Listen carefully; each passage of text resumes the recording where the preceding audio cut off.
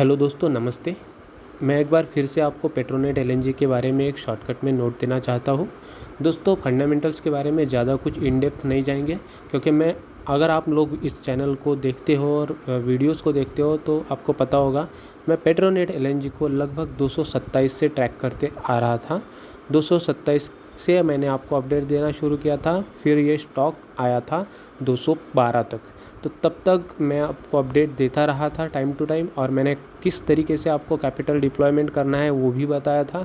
तो अगर आप मेरे हिसाब से अगर जाते और उस तरीके से कैपिटल डिप्लॉय करते तो बेहतरीन प्रॉफिट में फ़िलहाल के डेट में आप होते। तो दोस्तों, उसी स्ट्रेटेजी को मैंने खुद भी अप्लाई किया था। 227 से लेकर उसमें मैं एक्यूमुलेट करते जा रहा था, और जैसे जैसे ये शेयर 212 के आसपास आया तो मैंने हेवी एक्यूमुलेशन कर दिया था। तो उस तरीके से मेरा अच्छा खासा एवरेज आउट हो गया था वो शेयर। और 235 पर जब ये शेयर पिछले कुछ दिनों में गया था तो मैंने 235 पर उसको एग्ज़िट हाफ अमाउंट कर दिया। मैंने क्वांटिटी लिया था दोस्तों 600, और मैंने हाफ़ क्वांटिटी एग्ज़िट कर दिया हूँ। और मैं सोच रहा हूँ, क्योंकि हाफ़ क्वांटिटी एग्ज़िट करने के पीछे रीज़न भी ऐसा ही था कि मुझे एक अच्छी खासी दूसरी अपॉर्चुनिटी मिल गई थी। सो आई थॉट कि यहाँ से जितने रिटर्न आ रहे हैं वो अच्छा है, क्योंकि स्लो मूविंग स्टॉक है ये स्टॉक, आपको रातों रात कोई बड़ी मूवमेंट देने वाला नहीं है।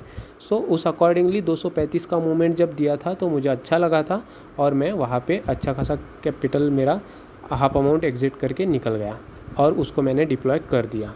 तो दोस्तों, हाफ़ शेयर अभी भी बाकी है। मैंने एक वीडियो में लास्ट टाइम आपको बताया था पेट्रोलनेट के बारे में कि लगभग 240-45 के आसपास मैं इसको देख रहा हूँ, और जैसे वहाँ पे जाता है तो मेरा प्लान एक्चुअल में वहीं पे एग्ज़िट का था कि ये 45 के आसपास जब जाएगा तो मैं इसको निकाल दूँगा। बट एक अच्छी अपॉर्चुनिटी की वजह से मैंने 35 पर ही इसको हाफ़ एग्ज़िट कर दिया। दोस्तों, अब एक बात, क्या अगर आपको लॉन्ग टर्म इन्वेस्टर हो आप, तो ये शेयर क्या आपको अभी एग्ज़िट करना चाहिए? डेफ़िनेटली नहीं।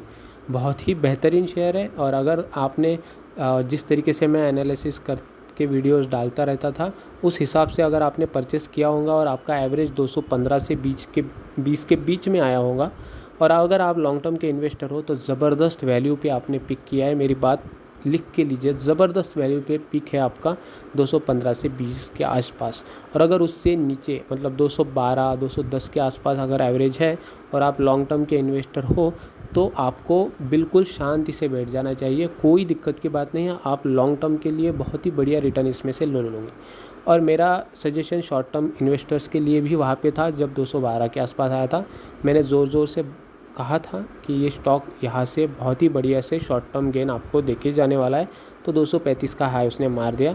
मेरा फ्रेंड भी है, वो भी काफ़ी खुश है उसको जो रिटर्न आया है, और वो लॉन्ग टर्म होल्ड करना चाहता है। सो आने वाले साल में वो देखेगा कि एग्ज़िट करना है या नहीं, जैसे कि मैंने बताया था 245-50 के आसपास।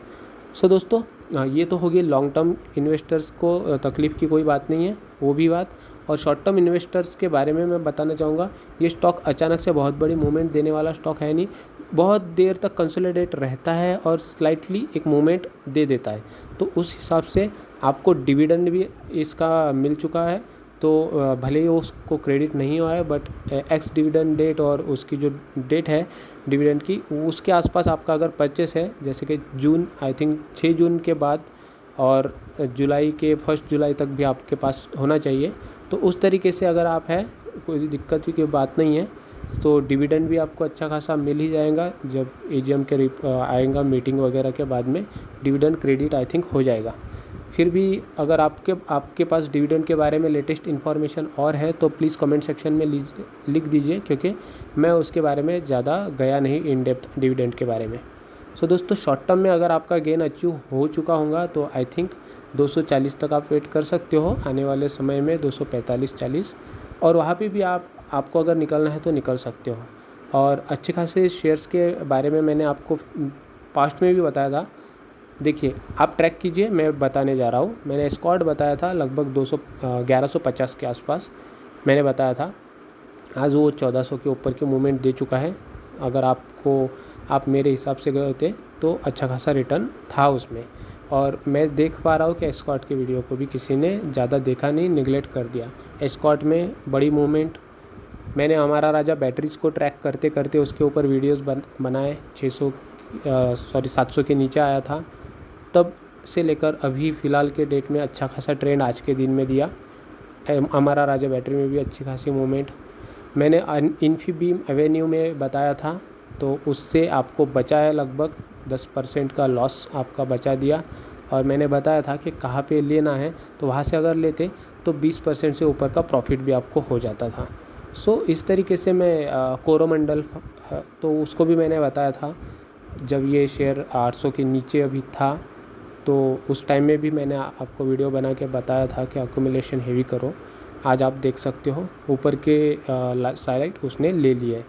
वीडियो काफ़ी लंबा बन रहा है, एक ही अपडेट देना था कि जो फाइनेंस है अपना पेट्रोनेट एलएनजी है, फाइनेंशियल बैड नहीं है, बहुत ही बढ़िया शेयर है। बना रहना है तो बन के रह सकते हो, लॉन्ग टर्म के लिए बेस्ट है। और अगर शॉर्ट टर्म में आपका टारगेट जिस तरीके से आपको अचीव करना है उतना हो गया होगा, तो आप थोड़ा सा वेट करके इसमें से शॉर्ट टर्म प्रॉफिट भी बुक कर सकते हो। फाइनली डिसीजन आपका ही होगा दोस्तों। अपना रिसर्च भी कीजिए और देखिए कि आपके हिसाब से ये शेयर और कहाँ तक भाग सकता है, और उस तरीके से प्लान कीजिए। किसी भी एक के कहने के ऊपर जाइए मत। मैं वीडियो बनाता हूँ तो आपके नज़र में वो शेयर लाने के लिए बनाता हूँ, और आपसे वो भूल ना हो जाए और आप अच्छे खासे शेयर को मिस ना कर जाए, यही बस एक प्योर मोटिव रहता है। सो प्लीज़ आपका स्टडी भी कीजिए और अकॉर्डिंगली डिसीजन लीजिए। Have a great day. जय हिंद, वंदे मातरम।